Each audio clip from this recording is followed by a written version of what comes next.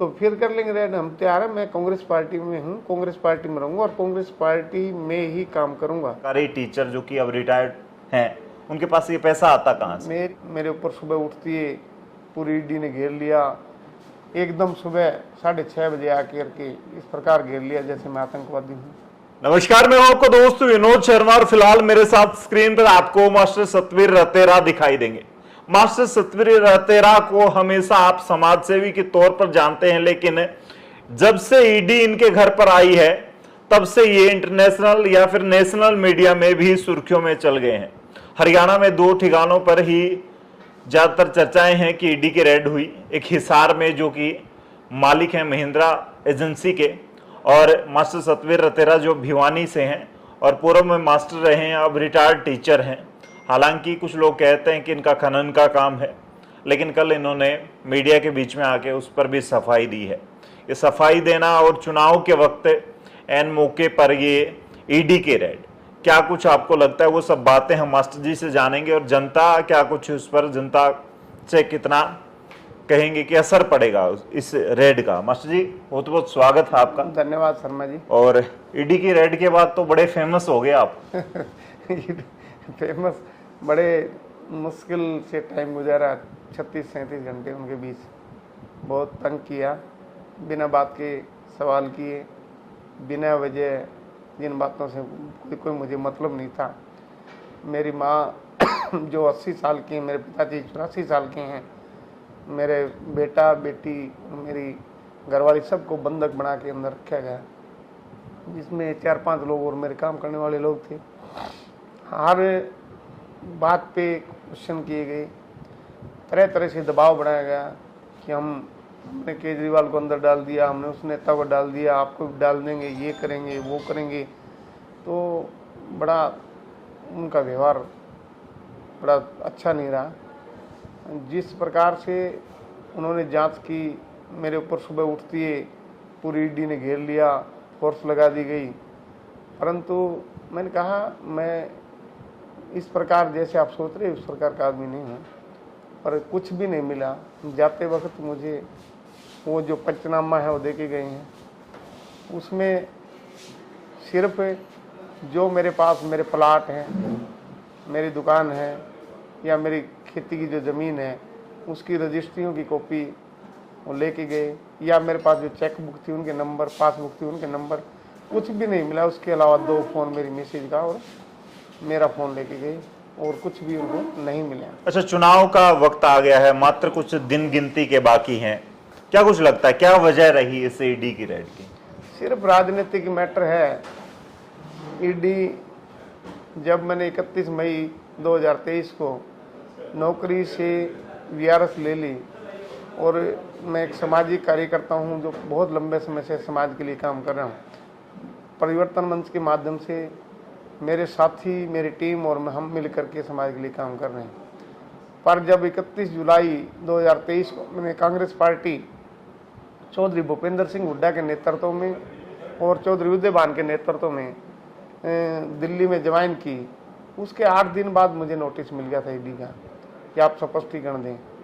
तो मैंने सब मेरा स्पष्टीकरण दिया, मेरी प्रॉपर्टी के ब्यौरे दिए, मैंने कहा मैं एक टीचर हूँ, परंतु उसी दिन से मुझे लगने लग गया था कि ये राजनीतिक सारी साजिश है, षड्यंत्र है, और उसी के आधार पे अब फिर तंग करने के लिए, जब मैं सारे जवाब दे चुका था, फिर दोबारा इन लोगों ने एकदम सुबह 6:30 बजे आकर के इस प्रकार घेर लिया जैसे मैं आतंकवादी हूँ। बंधक बना लिए पूरा परिवार को, पर मिला कुछ भी नहीं। इनकी साजिश बेनकाब हुई, और मेरी विधानसभा के बीजेपी के नेता भी शामिल है इसमें, जो बार बार मेरी शिकायत कर, और कुछ नेता और पार्टी की तरफ से उन्होंने बार बार कहा प्रदेश में, देश में बीजेपी का राज है, ये हो जाएगा वो हो जाएगा, अंदर चले जाओगे। तो तरह तरह से दबाव बनाया गया। क्या कुछ लगता है इसका असर कितना पड़ेगा? जनता आपके साथ में है या फिर जनता में विरोध शुरू हो गया आपका? क्योंकि एक आदमी को जब पुलिस की भी एक छोटी सी रेड हो जाती है तो शक की निगाहों से देखा जाता है। आपके घर तो ईडी की रेड हुई है। जनता में इतना दुख है, जो जब 36 घंटे से ज़्यादा रेड चली, तो रात को भी जो मेरे चाहने वाले लोग थे, हमारे हितैषी थे, हमारा भला चाहने वाले लोग थे, रात को भी सड़क पे थे, दिन में भी सड़क पे थे, पूरी गर्मी में बैठे रही। तो जनता में बहुत रोष है कि इस प्रकार के दबाव बना करके जब चुनाव आता है तो सिर्फ कांग्रेस नेताओं के घर ही ईडी हमला करती है।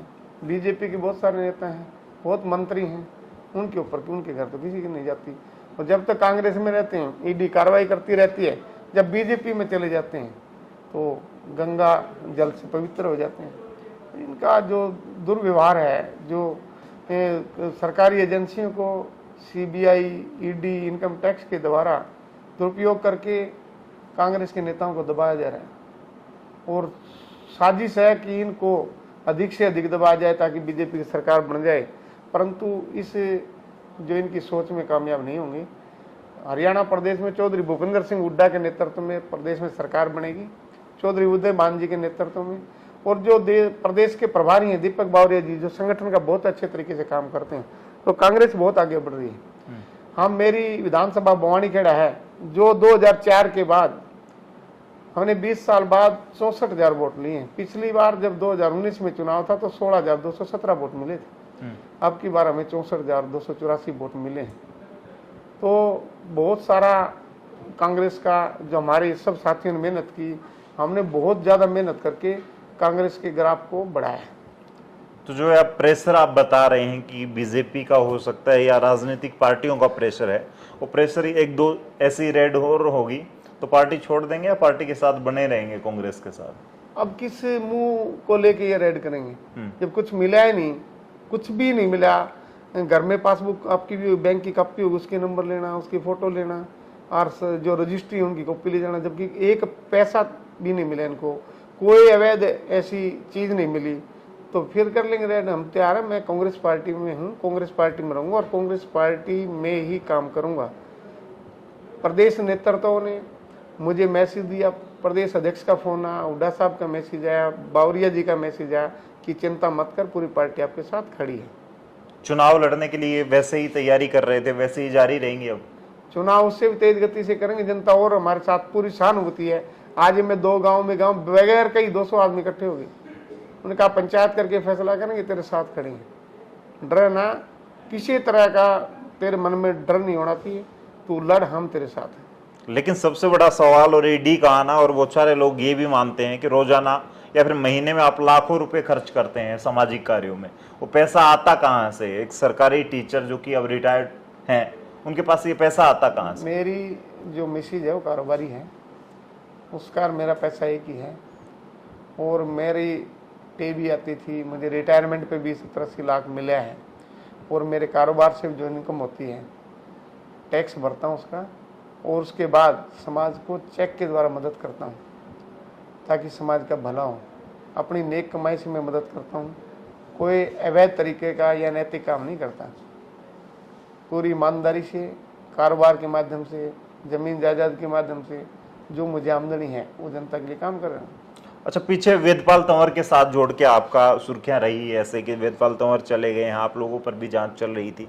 आपने कहा, मैं कल मीडिया में देख रहा था आपका, कि आपकी पत्नी जो है वो माइंस के साथ जुड़ी हैं, गोवर्धन माइंस के साथ। तो आपका आपस में कोई नाता रहा है, इस तरीके से कोई रिश्ता रहा है, या फिर वो जो कंपनी है वो भी, उसके ऊपर भी आरोप लगे हैं, तो क्या कुछ कहेंगे उसके? शर्मा जी, समाज का नाता है, आपसे भी रिश्ता है, सब लोगों से रिश्ता है, हल्के हम पूरे जिले में रिश्ता है, अदर जो रोहतक में, बयानी में, सबसे भाईचारा, जो लोग मेन लोग उनको हम सबको जानते हैं। पर वेदपाल तंवर से मेरा कोई संबंध नहीं है, उसकी फर्म अलग है, मेरी मिसेज की कंपनी अलग है, हमारा उससे आज तक 100 रुपये का लेन देन नहीं हुआ। वो भी तार जोड़ रहे थे ईडी वाले, वेदपाल से काफ़ी तरह संपर्क है, वेदपाल का तो करीब भी है, मीडिया ने भी लिखा था पर गलत लिखा, ये भी लिखा दूसरी रेड हुई है जबकि पहले रेड ही नहीं हुई, क्योंकि वैसे लिख रहे थे। मैंने कल ये बताया, पहली बार रेड हुई मेरे, और वेदपाल तंवर की फर्म अलग है, मेरी मिसेज जिस फर्म में, उसमें वेदपाल तंवर पार्टनर नहीं है, हमारा उससे कोई लेना देना है। सामाजिक तौर पे मैं सबको जानता हूँ, राम रमी है, आना जाना है, वो तो एक सामाजिक रिश्ता है, हर आदमी एक दूसरे से मिलता है। वो तो इस प्रकार का मेरा कारोबार से संबंधित उससे कोई लेन देन, कोई संबंध नहीं है। आपकी पत्नी, आपके माता पिता का जिक्र किया आपने, बच्चों ने, कोई शिकायत की कि आपकी राजनीति में आने की वजह से ऐसे हमारे साथ ये कार्रवाई हो रही है, हमारे ऊपर इस तरह से माहौल बन रहा है, तो आपको राजनीति छोड़ देनी चाहिए, ऐसी कोई चर्चाएं, या फिर उन्होंने कोई अपनी हाँ, पीड़ा व्यक्त मेरे की? माँ बाप को पूरा दबाया उन्होंने, पूरा डराया धमकाया, जेल में डाल देंगे, वो डाल दिया, ये डाल दिया है। कांग्रेस पार्टी, इनकी लाइन ठीक नहीं है, ये लाइन पे चल रहे हैं, यानी कि जहाँ है उस पार्टी नहीं ठीक नहीं है, तो इनडायरेक्ट उन्होंने कोशिश की है, दबाया पूरा।